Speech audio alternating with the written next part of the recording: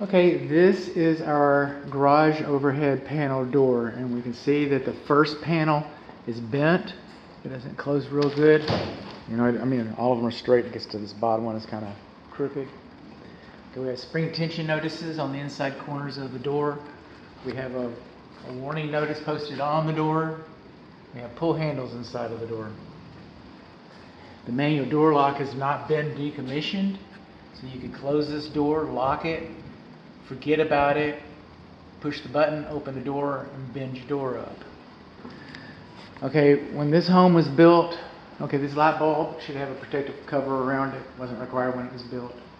When this home was built, it wasn't required to have GFCI either, so we could, pretty much make an assumption that this is not GFCI protected. Coming along here, here's our control button. The control button is over 5 feet from the ground, so little hands can't get to it.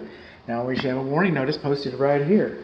A warning notice that looks very similar, or somewhat similar, to this notice right here. You should have one on inside of the door and one here. Now I've made a business decision to do no harm. I do not do block tests. I don't open temperature pressure relief valves. And those are on my inspection agreement because of the age of the temperature pressure relief valve, sediments and those kinds of things. I can't see everywhere it goes inside of the wall, so we're just not going to do that. Actually, I tried to do it, and it's too rough. It's too rough, so I just stop. Do no harm. I made a business decision to do no harm. So I do not do block tests. Okay, I've got instructions baked into your inspection report that shows you how to do a block test. The seller can demonstrate, or maybe the seller's agent can demonstrate the block test. If everybody wants to see a block test, that's fine, but I don't do those. No GFCI on that wall. If we don't have GFCI on these walls, we don't have GFCI on the ceiling. So that, okay. So what I do, what do you do? I will break the beam with my big old flat zombie hoof, okay?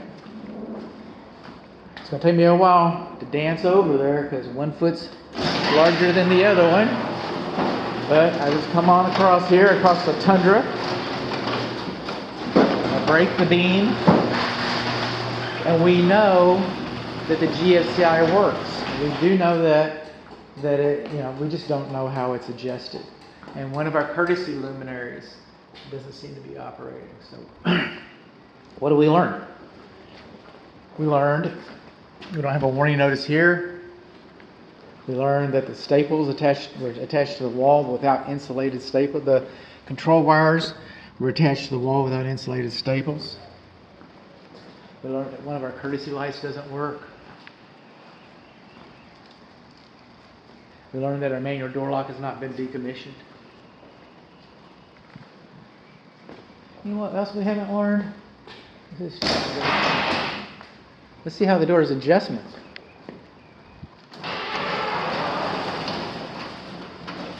This is the bent door I was talking about. See how that thing wants to close? The spring's not in adjustment.